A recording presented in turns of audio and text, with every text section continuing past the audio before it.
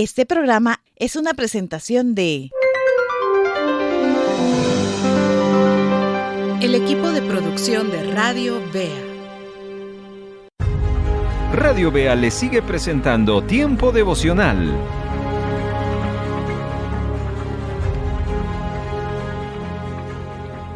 Voy a pedirle que abra su Biblia en el capítulo número 5 de Mateo. Y del verso 43 al final vamos a encontrar unas lecciones que Jesús le está dando a sus discípulos y a las personas que les interesa lo que Jesús está presentando en el tan afamado Sermón del Monte. Dice la Escritura: oísteis que fue dicho, amarás a tu prójimo y aborrecerás a tu enemigo. Pero yo os digo, amad a vuestros enemigos y bendecid a los que os maldicen. Haced bien a los que os aborrecen y orad por los que os ultrajan y os persiguen, para que seáis hijos de vuestro Padre que está en los cielos, que hace salir su sol sobre malos y buenos, y hace llover sobre justos e injustos. Porque si amáis a los que os aman, ¿qué recompensa tendréis? ¿No hacen también lo mismo los publicanos? Y si os saludáis a vuestros hermanos solamente, ¿qué hacéis de más? ¿No hacen también así los gentiles? Sed pues vosotros perfectos, como vuestro Padre que está en los cielos es perfecto. Como usted escuchó, estas palabras, estas afirmaciones, estas preguntas forman parte del Sermón del Monte. El Sermón del Monte es uno de los momentos donde Jesús está dirigiéndose a los discípulos que había ya empezado a reclutar, y la gente había empezado a esas alturas a interesarse por escuchar a Jesús, y por lo tanto Jesús les presenta, es el momento adecuado de hablarles sobre el reino de Dios. Capítulo 5, capítulo 6, capítulo 7 de San Mateo nos narra lo que Jesús dijo en ese sermón. Y haciendo rápidamente un bosquejo de ese sermón, encontramos en los primeros 20 versículos del capítulo 5 el tema principal, que es el reino de Dios, solo que allí nos habla de las bendiciones de estar en el reino de Dios. Seguidamente, del verso 21 al verso 48, sigue hablando del reino de Dios, solo que ya no en relación a las bendiciones, sino al carácter del reino, para cerrar en los dos siguientes capítulos 6 y 7 sobre la temática los valores del reino. El pasaje que hemos elegido en esta ocasión para compartir con ustedes aparece en el capítulo 5 del 21 al 48. Aunque leímos nosotros del verso 43 al final, pero forma parte de la segunda mitad del sermón. Jesús está hablando acerca de el carácter del reino. Quiero que usted entienda qué significa el carácter del reino. El carácter son los rasgos de una persona, son las actitudes de una persona que lo identifican de un lugar o perteneciente o que practica una ideología y eso lo caracteriza. Por ejemplo, aquí en Guatemala se suele decir: no se meta con una persona de Oriente. Las características de las regionales de las personas que viven en el Oriente, aquí en Guatemala, son personas que tienen su fama. Dentro de lo que se dice es que son personas que enfrentan, que se hacen presentes, son personas de carácter fuerte. Solo para ilustrarle lo que significa el carácter, los rasgos o las actitudes de una persona de acuerdo a sus convicciones. Eso es lo que el Señor está enseñando en el pasaje de Mateo 5, el pasaje que leímos. Es decir, Jesús está desafiando a las personas que si quieren pertenecer al reino de Dios, deben de permitir que el carácter del reino se impregne en ellos. Eso significa, hermanos, que ser cristiano es más allá que una serie de costumbres, de tradiciones, de una serie de preceptos que, por ejemplo, alguien puede decir, ser seguidor de Cristo es estar todos los días o todos los domingos en determinada hora en la iglesia. Eso es ser un cristiano. Ser un cristiano pudiera definirse como una persona que tiene o usa su Biblia. Ser cristiano es una persona que predica. Bueno, alguien puede pensar así, pero desde la perspectiva de Dios, eso no es ser cristiano. Ser cristiano implica tener actitudes del cristiano. Así se vive en el reino de Dios. Por eso es que el Señor, después de venir hablándonos en cuanto al tema del carácter del reino, nos viene a hablar de cómo nosotros podemos dominar nuestro enojo, cómo podemos ser fieles y no caer al engaño, cómo podemos ser santos y no pecar en nuestra mente, cómo podemos aprender a decir la verdad y no recurrir a la mentira. Todos esos son rasgos de los que viven y los que están en el reino. Generalmente nosotros no calificamos así a un buen cristiano. Para nosotros un buen cristiano es el que está sirviendo, es el que sabe de la palabra, es el que evoca sus talentos de canto, de predicación, de cualquier otro campo de acción que uno pueda ver en el servicio. Pero el Señor nos permite ver claramente que Dios no ve eso que acaba de mencionar, como el carácter o una persona que lleva el carácter del reino de Dios impregnado en él. Y en la Biblia encontramos más acerca de eso. El tema no es este. El tema es amar a los enemigos, pero déjeme seguirle introduciendo para que usted entienda esto. Pablo habló mucho acerca del carácter cristiano en 1 Corintios capítulo número 3. En ese capítulo, Pablo tiene que corregir a la iglesia porque se andan peleando los unos a los otros. Y escuche lo que viene a decir en el verso número 11. Porque nadie puede poner otro fundamento que el que está puesto, el cual es Jesucristo. ¿Por qué muchas veces, hermanos, nos perdemos en el genuino carácter del reino? Porque no estamos siguiendo el fundamento que es Cristo. Y esto tiene mucho que ver con lo que leímos en Mateo 5:43, cuando Jesús dijo, oísteis que fue dicho, amarás a tu prójimo y aborrecerás a tu enemigo. Pero yo os digo, Jesús está poniendo otra vez el fundamento de algo que se había distorsionado. Pero sigue diciendo Pablo en el verso 12, 1 Corintios 3, y si sobre este fundamento alguno edificare oro, plata, piedras preciosas, madera, heno, hojarasca, la obra de cada uno será manifiesta, porque el día la declarará, pues por el fuego será revelada, y la obra de cada uno cual sea, el fuego la probará. Aquí Pablo nos habla de aquellos que, entre comillas, están siguiendo el fundamento y empiezan a edificar sobre este. Y entonces da un listado de 7 aspectos que tienen que ver con edificar sobre el fundamento. Edificar oro, plata, piedras preciosas, 6 son: madera, heno y hojarasca. Ahora, lo interesante es que todo eso aparentemente forma parte del fundamento.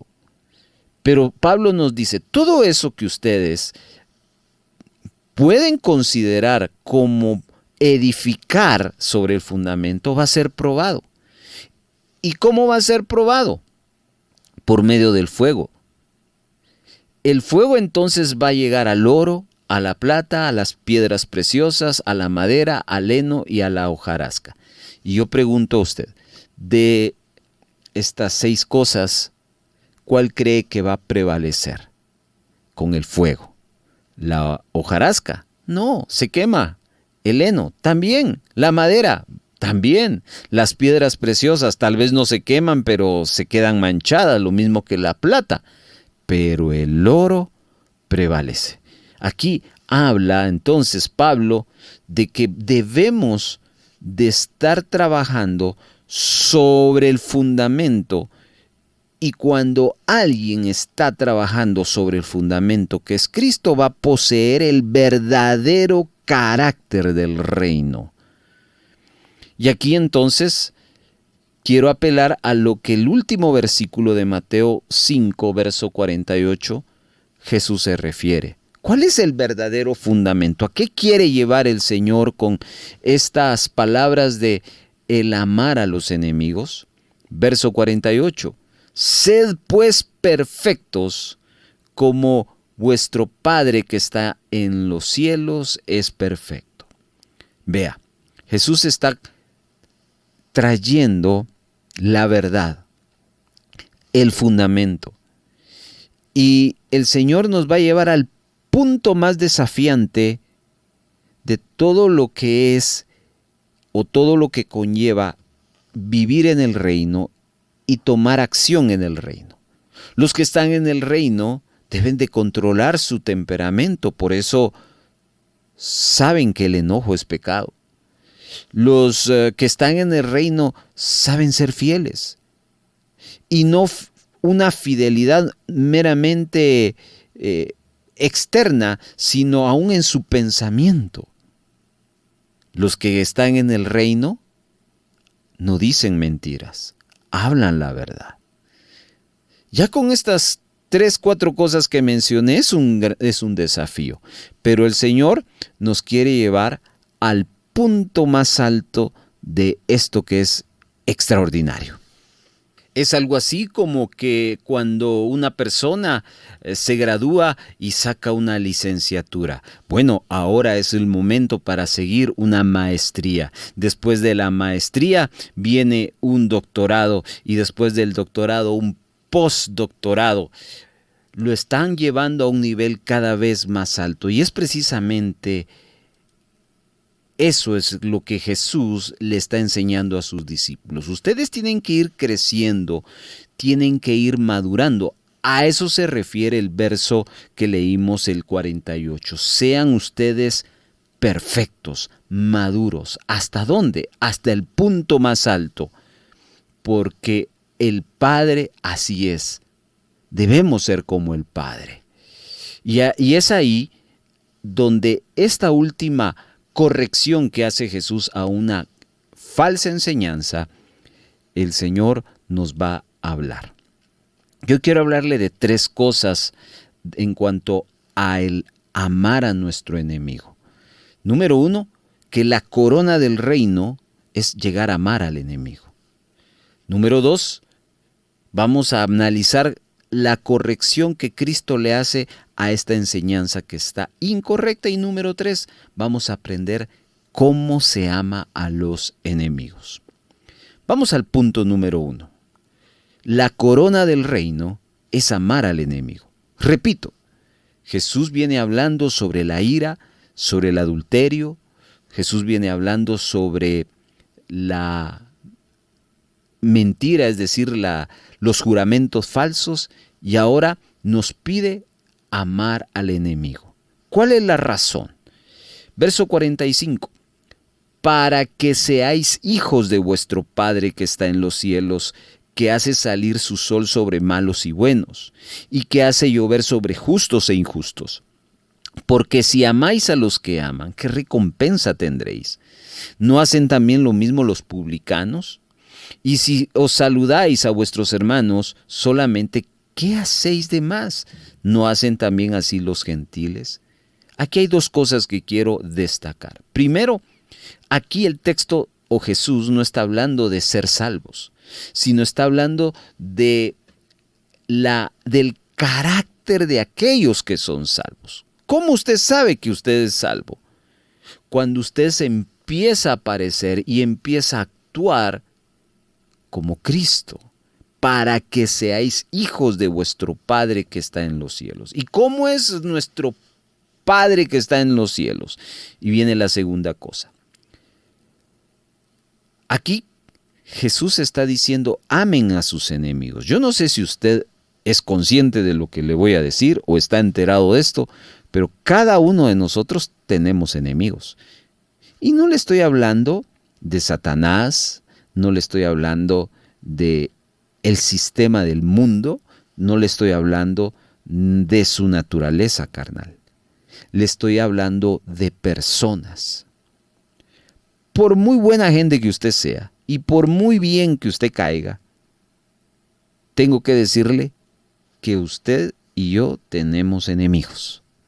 Hay algunos que se convierten en enemigos por lo que hacemos, bueno y malo. Sí, hay cosas malas que hemos hecho y como resultado es que la enemistad viene.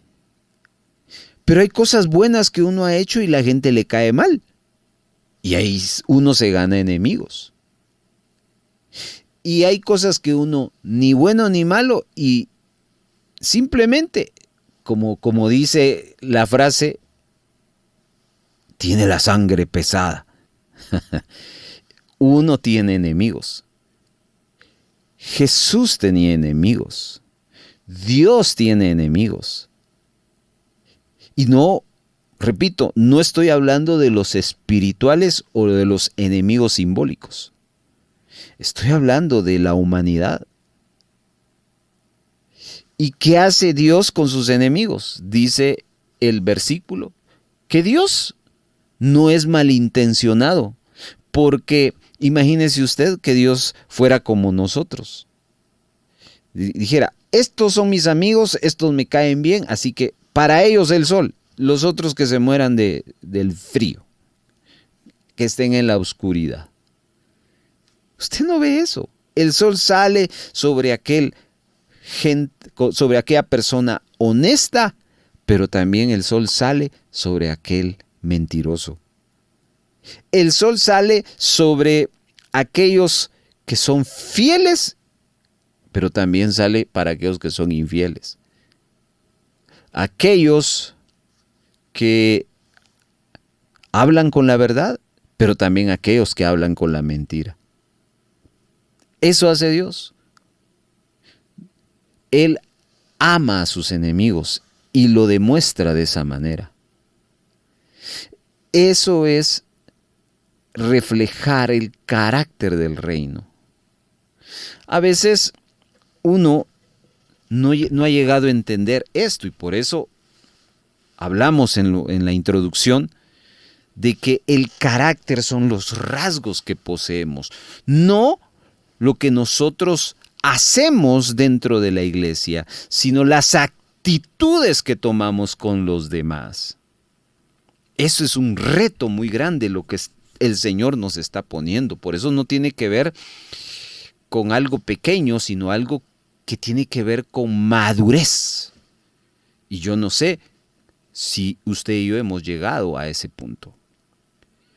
Le quiero poner un ejemplo, no del Padre, porque cualquiera puede decir, pero es que Dios es amor, Él es perfecto, nosotros no.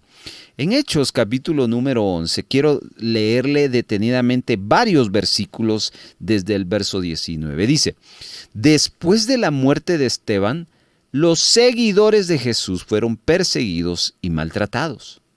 Por eso muchos de ellos huyeron a la región de Fenicia, a la isla de Chipre y hasta el puerto de Antioquía. En todos esos lugares, escuche, ellos anunciaban las buenas noticias de Jesús solamente a la gente judía. Note que allí este grupo de hermanos eran inmaduros. Inmaduros porque solo hacía que el sol saliera para los judíos y para los gentiles, ¿no? Verso 20, sin embargo, algunos de Chipre y otros de Cirene fueron a Antioquía y anunciaron el mensaje del Señor Jesús también a los que no eran judíos. Este es el grupo que debemos de ser. Estos llegaron al punto alto, entendieron que no solo era cuestión de amar a los míos, sino amar aún a los que no eran parte de mi círculo. Y escuche esto. Y Dios les dio poder y les ayudó para que muchos aceptaran el mensaje y creyeran en Jesús. Los de la iglesia Jerusalén supieron lo que estaba pasando en Antioquía y enseguida mandaron para allá a Bernabé. Bernabé era un hombre que tenía el poder del Espíritu Santo y confiaba solamente en el Señor. Cuando Bernabé llegó y vio que Dios había bendecido a toda esa gente, se alegró mucho y los animó, escuchen, para que siguieran siendo fieles y obedientes al Señor. Ahí aparece el carácter del reino. Y fueron muchos los que escucharon a Bernabé y obedecieron el mensaje de Dios. 25 de allí, Bernabé se fue a la ciudad de Tarso para buscar a Saulo. Cuando lo encontró, lo llevó a Antioquía. Ahí estuvieron un año con toda la gente de la iglesia y enseñaron a muchas personas. Y escucha esto, fue allí, en Antioquía, donde por primera vez la gente comenzó a llamar cristianos a los seguidores de Jesús. Ahora, esto no era un título honorífico, esto se convirtió en un apodo. Pero ¿por qué le pusieron cristianos a los de Antioquía? A los discípulos de Antioquía, porque se parecían a Cristo, porque hacían salir la bendición no solo sobre buenos, también sobre malos. Y esto es el nivel de amor el cual el Señor nos está retando en esta parte de Mateo capítulo número 5.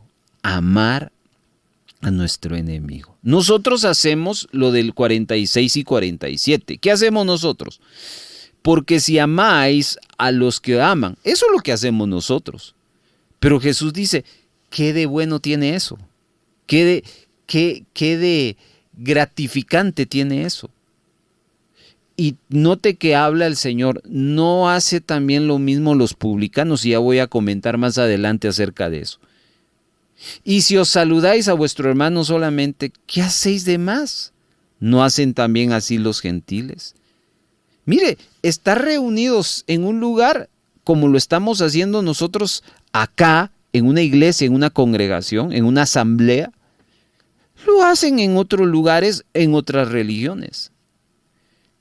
Entonces Cristo nos está haciendo entender que es necesario madurar y poseer el carácter del reino, que en este caso es amar al enemigo.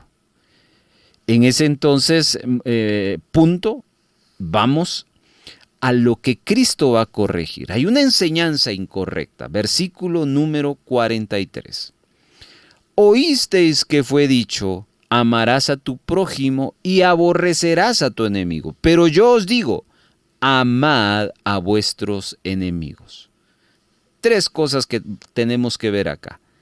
La primera declaración es, oísteis que fue dicho, amarás a tu prójimo. ¿Quién dijo por primera vez esa declaración? Esto aparece en Levítico por primera vez, capítulo 19, verso 18, pero mucho más antes, no de forma literal, ya Dios entregando la ley, entregando los 10 mandamientos, ya se estaba pronunciando acerca del amor al prójimo. Esta declaración le pertenece a Dios y fue dicha por Moisés al pueblo de Israel. La declaración correcta era, amen al prójimo. Jamás Moisés, y en la ley aparece el otro agregado que hace alusión Jesús en el verso 43. Y aborrecerás a tu enemigo. Eso no lo dijo ni Dios, ni lo dijo Moisés. Pero en la generación a la cual Jesús estaba abordando, a ella se enseñaba que había que amar al prójimo y aborrecer al enemigo. ¿Quién dijo esa falsa enseñanza? Pues como ya hemos mencionado, los judíos, los de la religión judía, empezaron a agregarle y a poner otro fundamento, y ellos fueron los que empezaron a enseñar aborrecerás al enemigo. Y la pregunta es, ¿por qué? Y es interesante analizarlo. En la Biblia encontramos antecedentes por qué en el carácter del judío existía la tendencia de rechazar. Históricamente los israelitas, el pueblo judío, ha sufrido de opresión. Miren nomás esto. Los egipcios, los caldeos, los babilónicos, los griegos y en el tiempo de Jesús, los romanos. 5 imperios aplastaron y esclavizaron a los israelitas. Eso está en la historia de cualquier judío, lo entiende perfectamente. Es como que en Guatemala nosotros no sepamos acerca de los españoles y de todo lo que vinieron a hacer en la avenida de la conquista. Bueno, los israelitas tienen bien claro qué hicieron los egipcios con ellos, los caldeos, los babilónicos, los griegos y los romanos.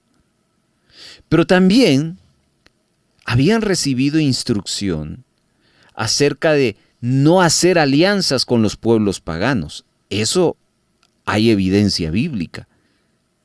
Pero jamás allá había una intención de rechazo o de lo que se conoce hoy como antisemitismo. La idea de Dios era preparar un pueblo santo. Aparte de eso, en la Biblia encontramos cómo Dios usó el ejército de Israel como instrumento para castigar a muchas naciones. Y hubieron muchos muertos. Quiero que se ponga en contexto y el antecedente por qué la religión judía abrazó esa frase que no es bíblica: aborrecerás a tu enemigo.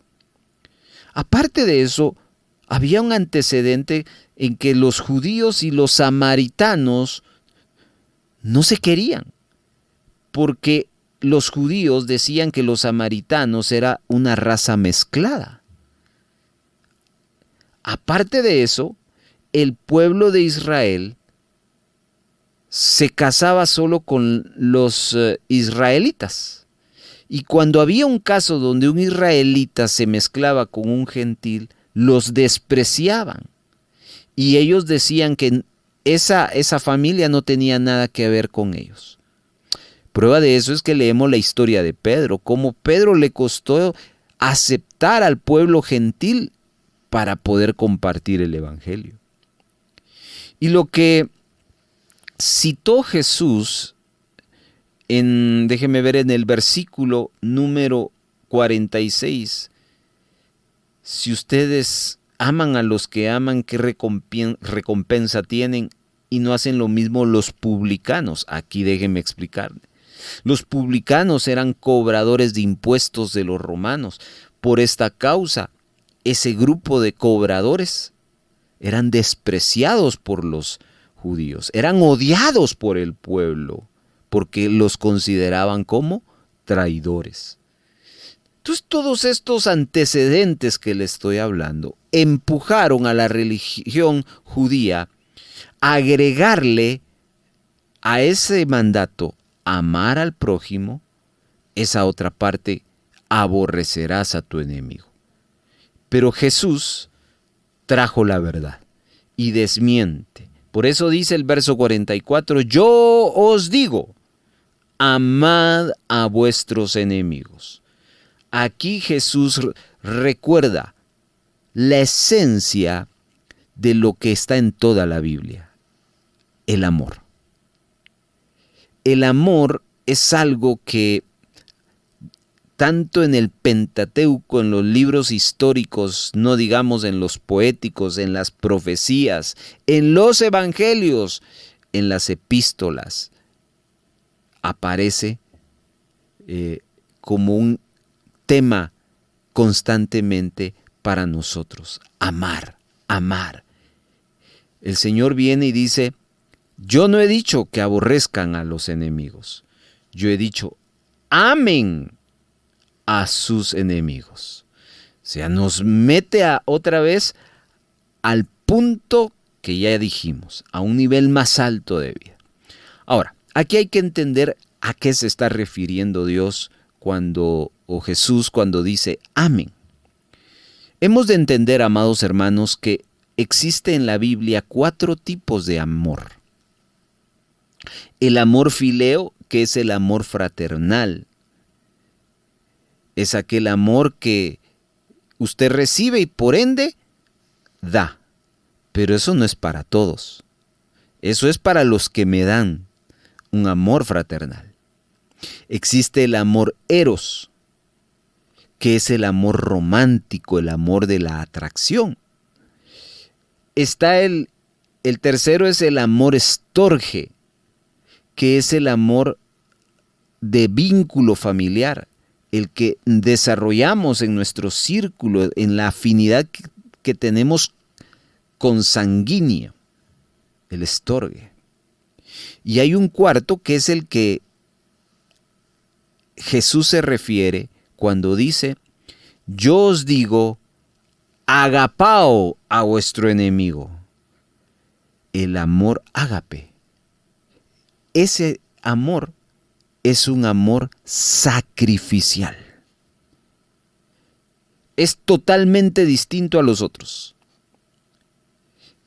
Este agapao solo puede desarrollarlo uno cuando vive en el reino de Dios. Nadie que tenga comunión con Jesús y que esté viviendo bajo los preceptos y el carácter del reino va a poder llegar a este amor sacrificial. Este amor sacrificial es el que practica Dios, que aún con sus enemigos los bendice. Es el amor que se da sin recibir algo a cambio. Es el amor incondicional. Ese amor es el que transforma.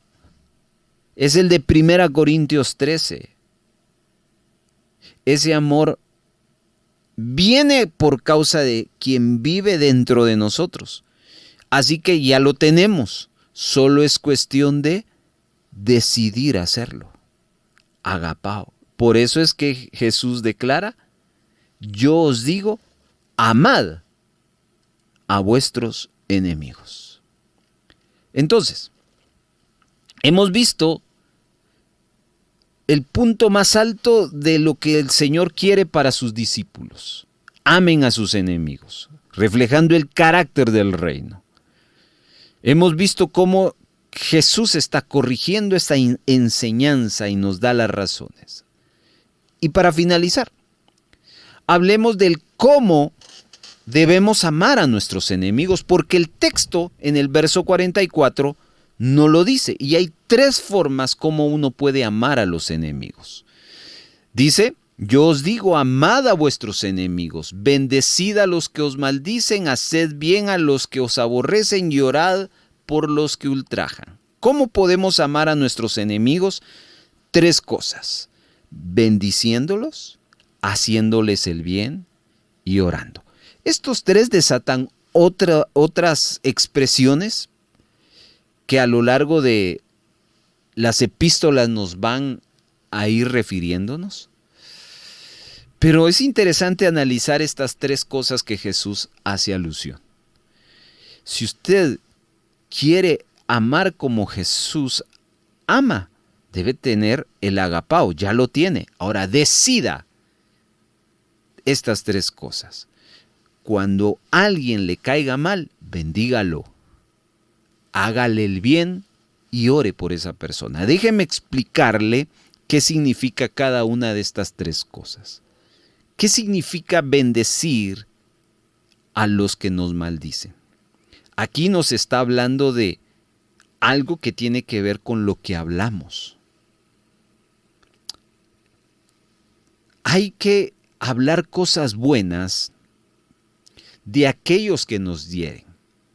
Nos está hablando de cómo hablamos de aquellos que nos están atacando. ¿Qué es lo que nos sale de nuestra boca en relación a ellos? Y yo quiero preguntarle, ¿qué habla usted de aquella persona que le cae mal? Si usted quiere amarlo, empiece a cambiar esa expresión de amargura, de venganza, y empiece a decir: Señor, bendice a esta persona.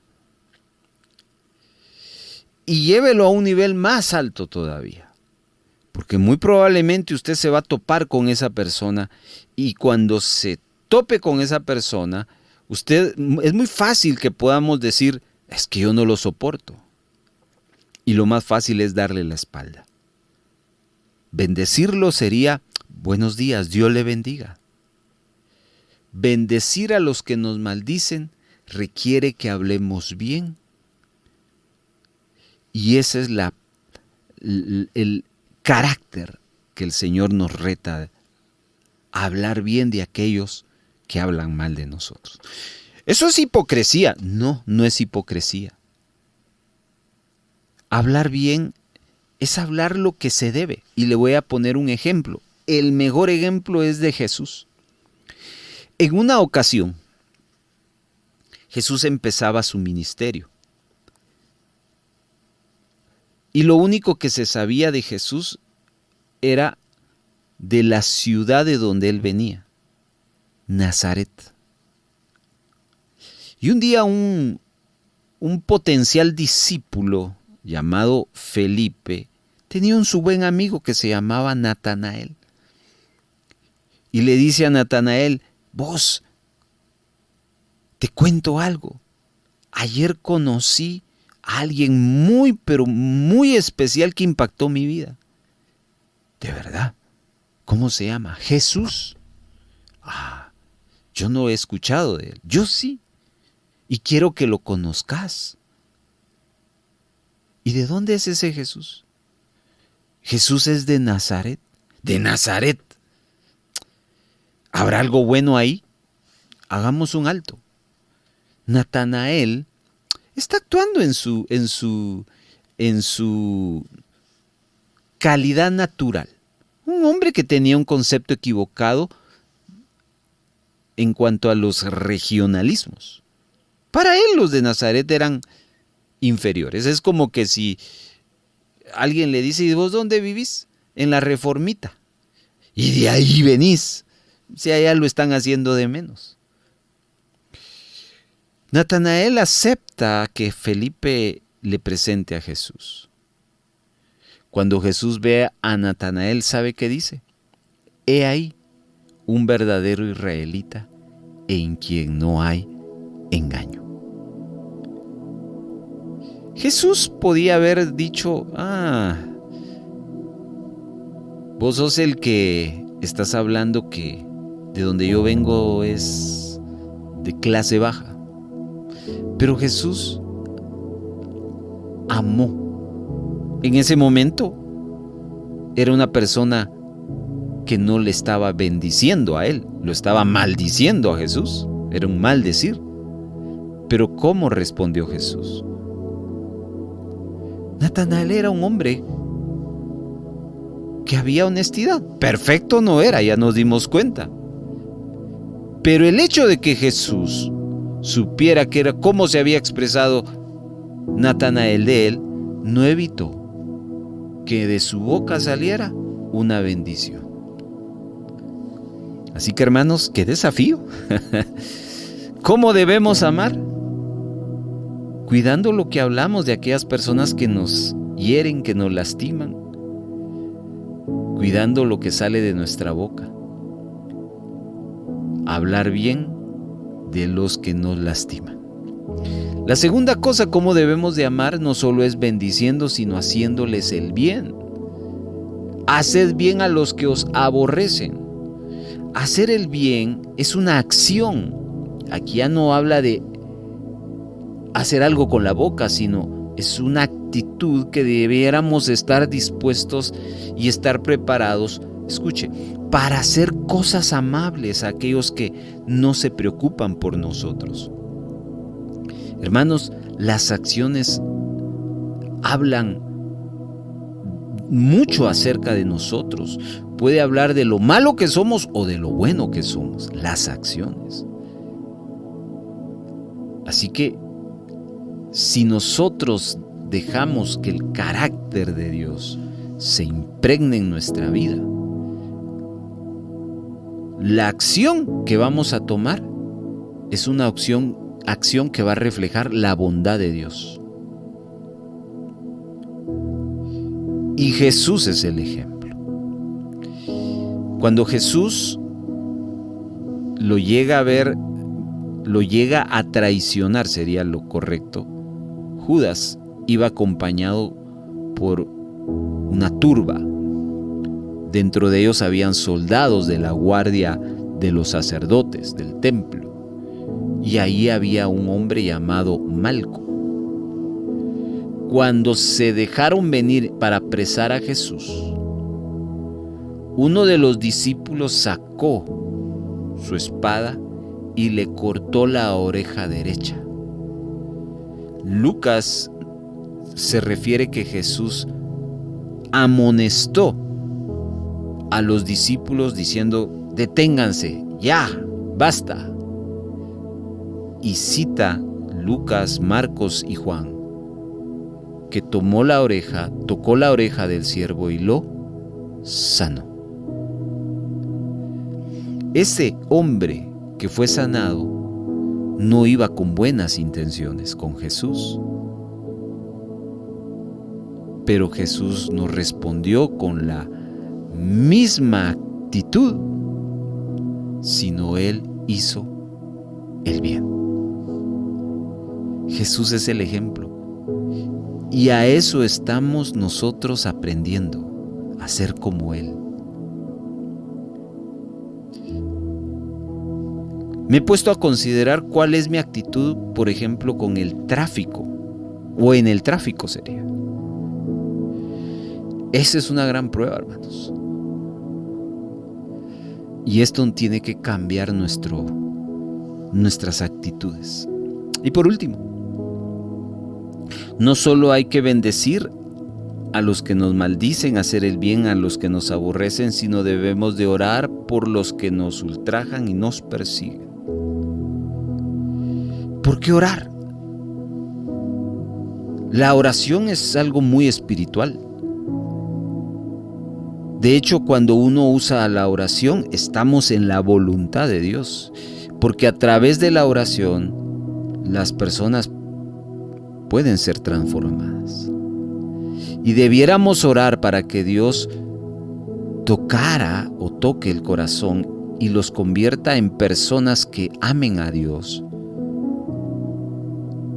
Porque sabemos el destino de una persona que hace lo malo. Y solo Dios puede rescatarlo de ahí.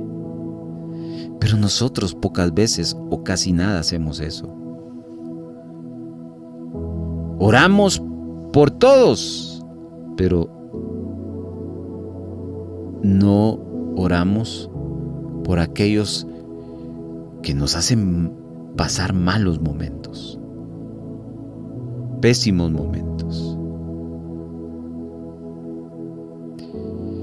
Jesús en la cruz oró al Padre y dijo: perdónalos, porque no saben lo que hacen. De eso se trata amar a los enemigos. Se trata de mostrarles no el amor de nosotros, porque nosotros no tenemos el amor perfecto impregnado en nuestra naturaleza, pero tenemos un amor que es un regalo de Dios. Mirad cuál amor nos ha dado el Padre. Ese amor no es para que usted se sienta maripositas en su corazón y en su estómago y ay, cuánto te amo, Dios, estoy enamorado de ti. Si usted se lo quiere decir, dígase. Ese amor que Dios le dio es la capacidad que usted y yo tenemos para llegar a amar a nuestros enemigos. Así que hoy cerramos este devocional con: ¿estamos amando a nuestros enemigos? una buena pregunta y creo que debemos de reflexionar en ello.